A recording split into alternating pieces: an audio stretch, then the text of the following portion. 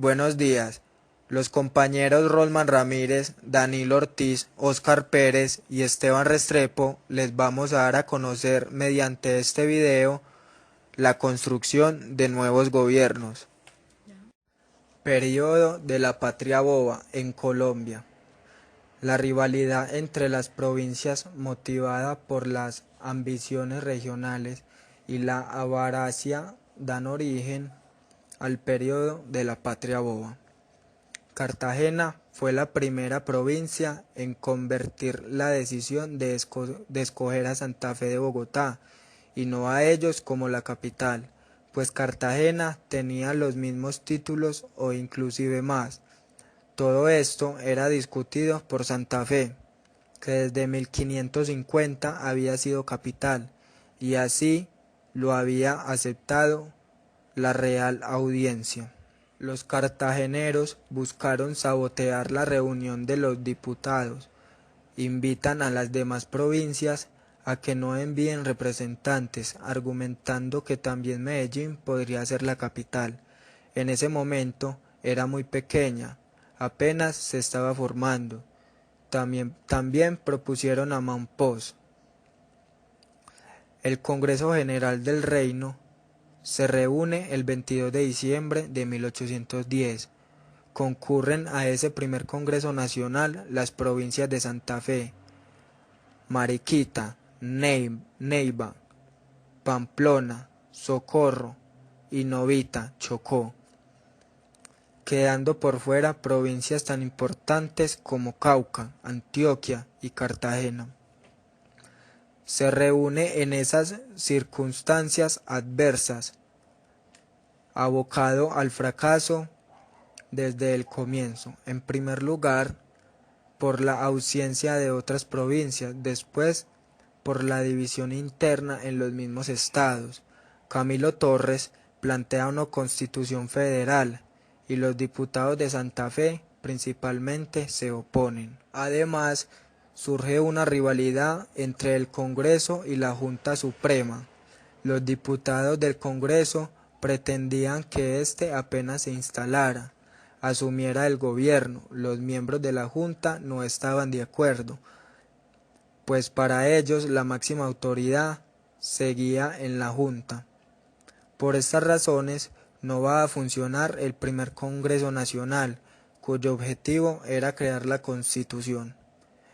En otras partes también sucedió lo mismo, se planteaban de entrada las corrientes federalistas y unitarias. Igual pasó en Argentina, Venezuela y Quito.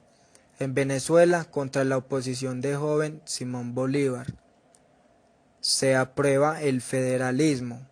Esto va a hacer fracasar la primera república de Venezuela, lo mismo que pasó acá, pero con el nombre peyorativo de patria boba, cuando en realidad debió llamarse fracaso de la primera república. Fue llamada patria boba por la pérdida de tiempo y en realidad no fue tan boba, se estaban dando los primeros pasos y fue un gran esfuerzo el que se hizo para llegar hasta la conformación de la república. En vista de que el Congreso fracasa, regresa a Santa Fe don Antonio Nariño. Llegó por Cartagena. Critica la actitud de los cartageneros de sabotear la reunión del Consejo y empieza a escribir sobre la defensa del Estado unitario. Por influencia de Nariño, se va a empezar a hablar de Cundinamarca y no de la provincia de Santa Fe. Se propone crear una constitución para la provincia de Cundinamarca, ya que no se pudo crear para todo el territorio. Se convoca la reunión de un colegio constituyente de la provincia de Cundinamarca, cuyos diputados fueron elegidos por los padres de familia de cada parroquia el 19 de febrero de 1811.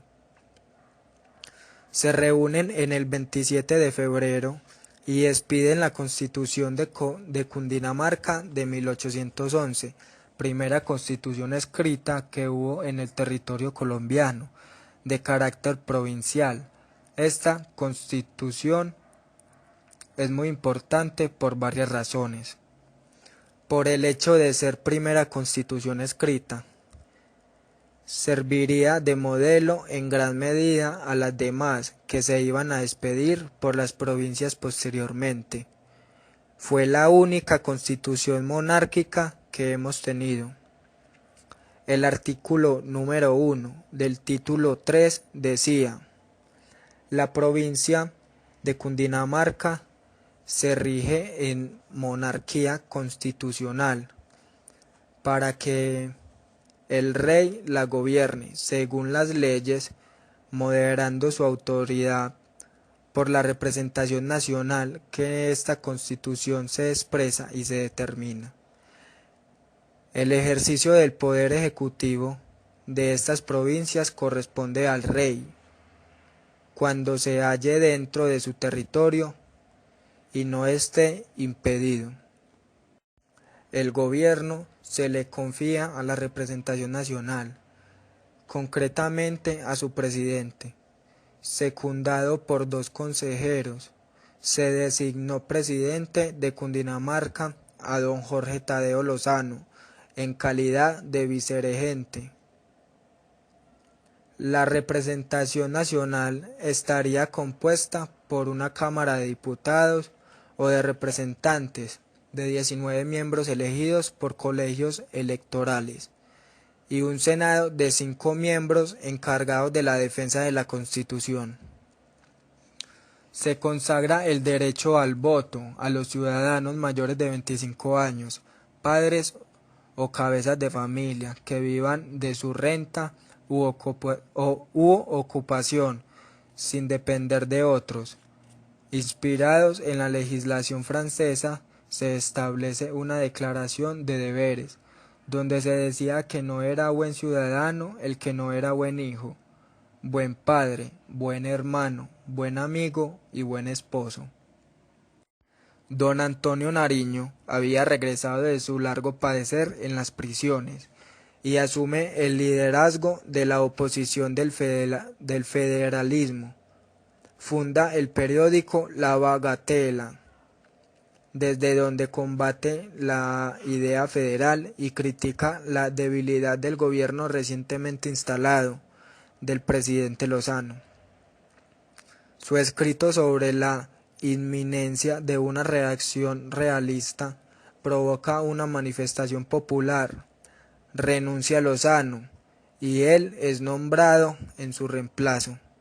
Antonio Nariño considera con toda razón que el gobierno que presidía en calidad de vicerregente de don Jorge Tadeo Lozano era un gobierno débil, no era una persona para el gobierno, era más bien de estudio científico, pero sin dotes de mando. Mientras tanto, en Santa Fe de Bogotá, seguía reunido el Congreso de las Provincias. En el mes de noviembre de 1811 se aprueba el Acta de Confederación de las Provincias Unidas de Nueva Granada, considerada la primera Constitución nacional. Fue esta acta un pacto de confederación redactado fundamentalmente por Camilo Torres, calcado prácticamente del Acta de Confederación que se había aprobado en Estados Unidos en 1777, a raíz de la independencia, por el cual las 13 colonias se unen y se confederan como estados soberanos. Lo que se buscaba mediante esa acta de confederación es que las provincias de la Nueva Granada se unieran, manteniendo cada una su independencia y soberanía respecto a las demás. Típica confederación, con el fin de presentar un solo frente ante el mundo exterior, en este caso España, para una posible reconquista española. Consagraba otros temas que serían de potestad del Congreso: la defensa común, las relaciones internacionales, la fijación de una moneda, hacer la paz y la guerra. Pero en los asuntos reservados a la provincia señalaba que podían darse su propio gobierno, como a bien lo tuvieran bajo condiciones de que el gobierno fuera popular, representativo, alternativo, responsable y tener su propia constitución.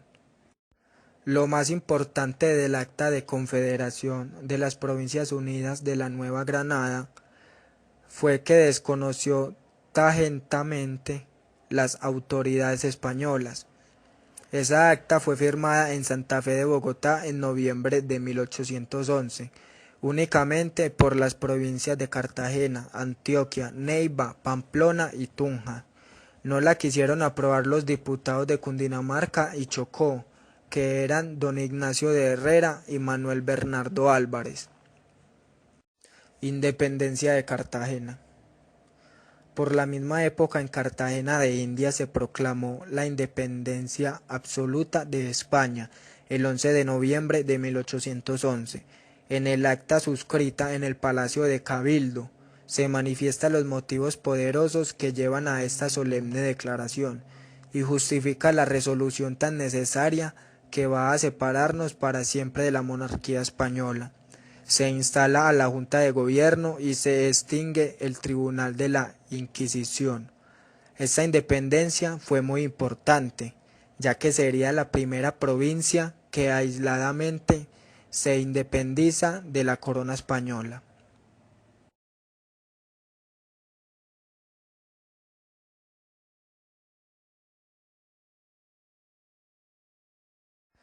La inestabilidad luego de la independencia del Perú.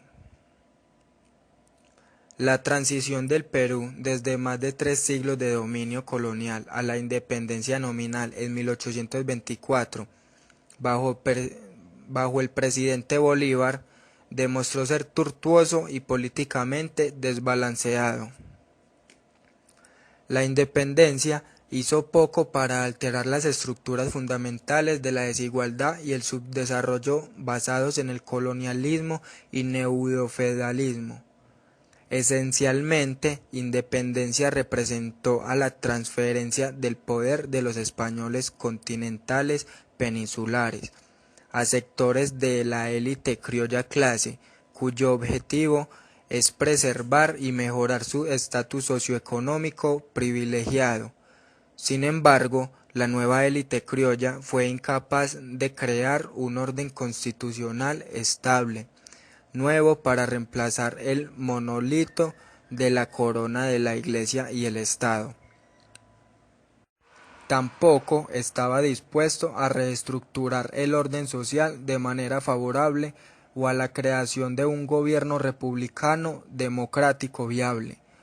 En última instancia, el problema era uno de situación de legitimidad del viejo orden con uno totalmente nuevo, algo que muchos regímenes poscoloniales han tenido dificultades para llevar a cabo. En el vacío político dejado por el colapso del Imperio español, crecido de una forma particularmente virulenta de caudillismo andino, cabecillas del caudillo, a menudo oficiales de los ejércitos de liberación, lograron hacerse con el poder mediante la fuerza de las armas y la elaboración de alianzas clientelistas extensas e intrincadas. Regla arbitraria y personalistas reemplazó el imperio de la ley, mientras que se libró una lucha prolongada y a menudo bizantina por el poder en todos los niveles de la sociedad. El resultado fue la fragmentación política interna y la crónica inestabilidad política durante las 2 primeras décadas de la época de Camisea. Por un conde, el país experimentó cambios de un régimen al menos 24, con un promedio de 1 por año entre 1821 y 1845, y la Constitución fue reescrita 6 veces. Sin embargo, desconcertante, la época caótica del caudillo puede dividirse en varios periodos. En la primera, Bolívar intentó sin éxito imponer un centralista y utópico gobierno liberal desde Lima. Eventos en Colombia le obligó a abandonar el poder y regresar a Bogotá en 1826. Su partida dejó un vacío inmediato que numerosos cabecillas peruanos intentará llenar. Uno de los más exitosos en términos de tendencia fue el conservador general Agustín Gamarra, 1829-1834, de Cusco, quien logró aplastar numerosas rebeliones y mantener el poder durante 5 años. Llevado luego a gran escala las guerras civiles a primer general Luis de Overgozo, a continuación general Felipe Salaverry en el Palacio Presidencial para plazos cortos. Las luchas de poder alcanzaron ese estado caótico a mediados de 1830, que el general Andrés de Santa Cruz y Calahumana marchó hacia Perú desde Bolivia para imponer la Confederación Perú-Bolivia de 1836-1839. Esta alianza perturbó el equilibrio de poder regional y causó que Chile, al levantar un ejército para derrotar a Santa Cruz y restaurar un statu quo, ante que en efecto significó la reanudación del conflicto entre facciones duradera bien entrada de la década de 1840. El descenso en la crónica inestabilidad política viene inmediatamente después de las guerras destructivas para la independencia 1820-1824. Había acelerado declive económico camisea general del Perú. Durante la década de 1820, minas de plata, motor tradicional del país del crecimiento, se derrumbaron, mientras que la fuga masiva de capitales dio lugar a grandes déficits externos. A principios de 1830, la industria minera de plata comenzó a recuperar brevemente la escalada hacia niveles coloniales de salida en 1840. La recuperación económica más mejoró en la década de 1840. Sur del Perú comenzó a exportar grandes cantidades de lana, nitratos y cada vez más guano. Por otro lado, la importación a gran escala de textiles británicos después de la independencia prácticamente destruido la producción de artesanos nativos y obrajes que eran incapaces de competir con sus más tecnológicamente avanzados y competidores de ultimar costos eficientes. Sin embargo, en una mayor parte, la economía continuó en las décadas inmediatamente después de la independencia de caracterizar por un bajo nivel de excedentes comercializables de haciendas en gran medida autosuficientes y comunidades nativas. La expansión de las exportaciones durante la década de 1840 ayudaron por último para estabilizar el Estado peruano, particularmente bajo la estadística y autocrático liderazgo de general Mariscal Ramón Castilla. Ascenso del Castilla al poder, como lo hizo en el comienzo del auge del guano, marcó el inicio de una era del crecimiento económico sin precedentes y aumentar la estabilidad política que terminó con un descenso de camisea del país. De hecho, para muchos observadores, Perú durante la época llamada guano parecía exclusivamente posicionados para emerger como el país preeminente en toda América del Sur.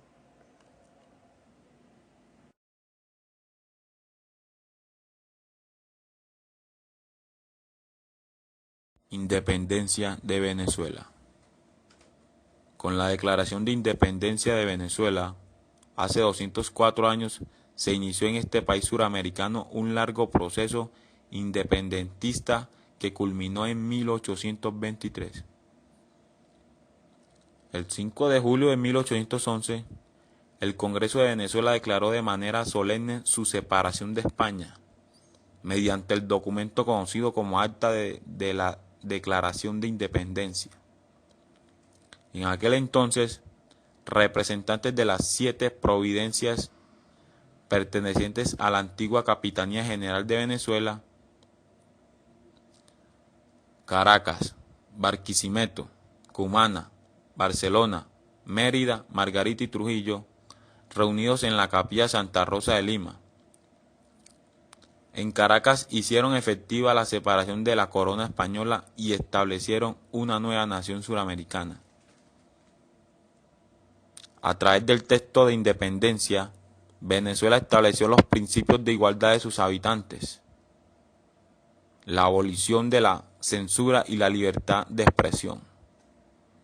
Dicha acta consagró el principio constitucional y se opuso radicalmente a las prácticas políticas, culturales y sociales que habían sido impuestas durante los 300 años que habían durado el régimen colonial en la América. Hasta el 5 de julio de 1811, la máxima e indiscutible autoridad de Venezuela fue el rey de España, a quien los lacayos locales obedecían. Juraron lealtad y respeto. Las 7 de las provincias argumentaron su acción señalando lo funesto que significaba el hecho que una pequeña nación de Europa gobernara las grandes extensiones de América. Vientos de independencia. El proceso independentista que condujo aquel histórico día inició el 19 de abril de 1810, cuando el pueblo caraqueño reunido en la Plaza Mayor se opuso al mandato del capitán general Vicente Emparán y proclamó la independencia nacional como manifestación de la voluntad de liberarse del yugo español. Emparán había sido nombrado por el hermano de Napoleón Bonaparte, José I de España, que se desempeñaba como rey de turno debido al derrocamiento del rey español tras la invasión napoleónica en España. En todo el 1810, a medida que se fue desarrollando las sesiones del Congreso, la idea independentista fue ganando adeptos entre los diputados que se oponían a la ruptura definitiva con la corona española. Se encontraba el sacerdote de la Grita, Manuel Vicente Maya, quien pronto fue abrumado por los discursos de Fernando Peñaverel,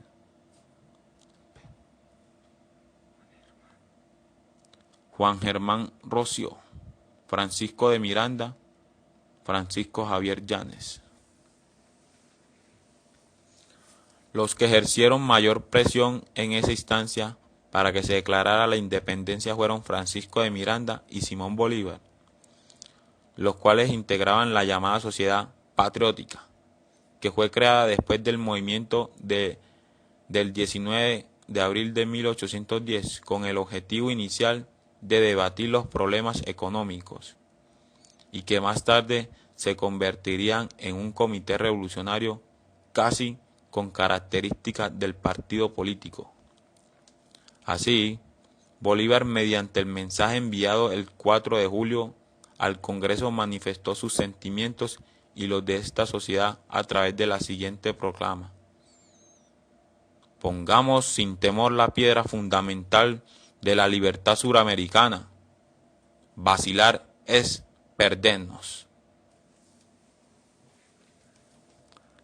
El acta, redacta por Juan Germán Rocio y Francisco Isnardi, fue aprobada el 7 de julio por todos los diputados de las 7 provincias que formaban la Confederación Americana de Venezuela en el continente meridional,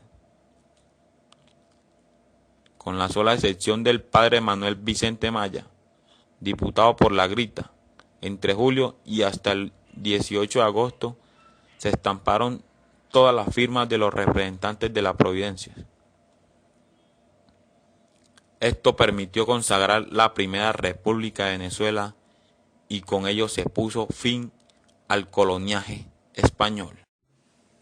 Las 3 provincias restantes, Coro, Maracaibo y Guayana, no participaron en dicho Congreso Constituyente porque prefirieron permanecer bajo la autoridad de la corona española representada por el Consejo de Regencia de España e India.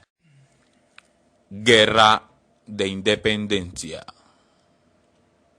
A pesar de la declaración de independencia, ese 5 de julio de 1811, la liberación definitiva se logró en el campo de batalla desde ese año hasta 1823, periodo en el que los republicanos enfrentaron y derrotaron al ejército español. Batalla de Carabobo, óleo de Martín Tovar y Tovar, 1888. Entre las múltiples batallas y campaña independentista destaca la del 24 de junio de 1821, la batalla de Carabobo, cuando el ejército republicano al mando del libertador Simón Bolívar logra vencer al ejército español, que se retiró ante el ímpetu y voluntad independentista de los venezolanos. 2 años después, el 24 de julio de 1823, se libra la batalla naval del lago de Maracaibo, que enfrentó a las escuadras del almirante José Prudencio Padilla y las del comandante español Laborde, quien tras un intenso combate por parte de los patriotas criollos, capituló y emprendió la huida. Con la independencia de Venezuela, se acrecentó en América del Sur el fervor independentista. Colombia, Ecuador, Perú y Bolivia fueron luego liberados del dominio español bajo el liderazgo militar y político de Simón Bolívar.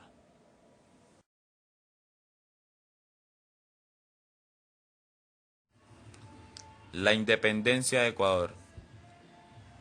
Ecuador integró, luego del año 1739, el Virreinato de Nueva Granada, dejando de pertenecer al Virreinato de Perú, del que había formado parte desde 1614. Estaba integrada por 4 regiones, bastante autónomas, que no eran proclives a reconocer la autoridad del gobierno de Quito: la Sierra Norte, con su centro en la ciudad de Popayán; la Sierra Centro en torno a Quito; la Sierra Sur, bajo la influencia de la ciudad de Cuenca; y la costa centro-sur, con epicentro en Guayaquil. Las nuevas ideas liberales surgidas a partir de la Revolución Francesa de 1789 hicieron nacer en la ciudad ecuatoriana los ideales de independencia, al igual que en el resto de las colonias españolas en América. En 1791, el doctor Francisco Eugenio de Santa Cruz y Espejo creó la Ciudad Patriótica de Amigos del País para fomentar el progreso y la libertad de su patria. Era el 9 de agosto de 1809 y fue el primer grito de liberación que escuchó el terruño ecuatoriano, que ahora tenía un gobierno propio, aunque se constituía mientras recuperaba el poder Fernando VII, y en contra de los enemigos, especialmente franceses. La Junta se atribuyó el derecho de deponer a la audiencia, cuyo presidente, don Manuel de Orríez, conde Ruiz de Castilla, recibió al día siguiente un oficio notificándole que había sido depuesto en su función. Sin embargo, La vida de la Junta fue efímera, ya que pronto reaccionaron los realistas, organizando sus tropas conjuntamente los virreinatos de Perú y Nueva Granada, y retomando el poder. Además, salvo en Guayaquil y Cuenca, la Junta no contó con el apoyo del interior. Esta primera etapa recibió el nombre de Revolución Quiteña. No tuvo éxito, y a fines de 1809, los dirigentes revolucionarios fueron condenados a muerte, destierro o prisión, cuando el virrey de Lima envió tropas al mando de Arredondo, quien ocupó el territorio e impuso un gobierno despótico. Pero la semilla de la revolución ya había prendido, y a semejanza de la toma de la Bastilla francesa, los patriotas volvieron al ataque, y el 2 de agosto de 1810 asaltaron las prisiones para liberar a los presos del opresor gobierno español, y provocaron un caos generalizado, pero sin lograr su propósito. Una centena de muertos fue el saldo de la heroica, pero temeraria acción. Sin embargo, tuvo un resultado positivo. Se reunió una asamblea el 4 de agosto con fines de pacificación. Instituida una Junta Superior de Gobierno, bajo la presidencia de Ruiz de Castilla y bajo la subordinación del Consejo de Regencia. Se inició un nuevo periodo de lucha, esta vez conformando un ejército, que se dividió en tres direcciones. Al mando de Carlos Montúfar, las tropas tomaron rumbo al sur. Pedro Montúfar, tío del anterior, se dirigió al norte y el inglés Stevenson hacia Esmeraldas. El 11 de diciembre de 1811, el Congreso Constituyente declaró la liberación de España y dictó su primera constitución. Todos los esfuerzos fueron en vanos, ya que los realistas, al mando de Toribio Montes, logró recobrar Quito el 8 de noviembre de 1812. Así finalizó esta primera etapa, conocida como Revolución Quiteña. El 9 de octubre de 1820, en Guayaquil, se inició la segunda etapa independentista, cuando los patriotas destituyeron a los realistas, pero ahora con más fuerzas y unidad. Las circunstancias eran otras.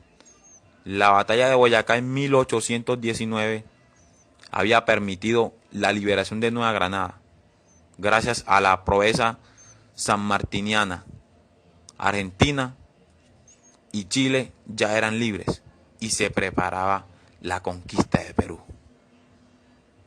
Constituida una nueva Junta de Gobierno que declaró la libertad de España, aún faltaba el acuerdo sobre si se organizarían como Estado independiente o se anexarían a Perú o a la Gran Colombia.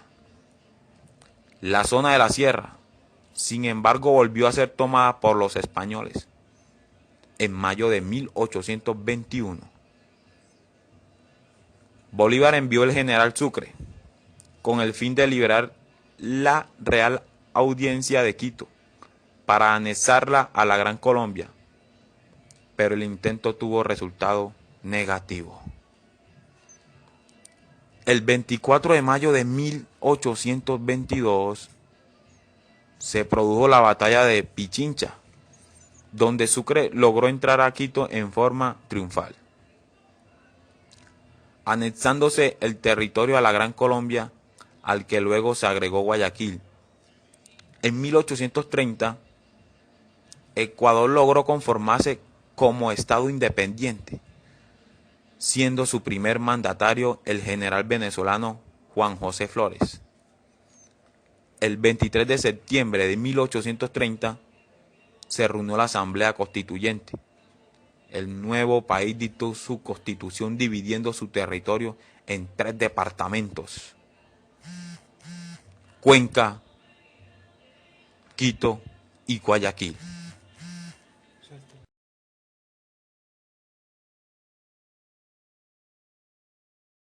Yo voy a hablar sobre la independencia de Uruguay. La primera constitución nacional fue adoptada el 18 de julio de 1830, dándosele el nombre de Estado Oriental de Uruguay al nuevo país, pues a obtener que Brasil abandonara las prestaciones sobre la actual República Oriental de Uruguay. El Estado brasilero mantuvo ocupada una gran parte de la banda oriental, las nacientes del Río Negro en el nudo de Santa Tecla y todo extenso territorio entre el río de Cuarén y el río Ibicú y su curso alto llamado río Santa María.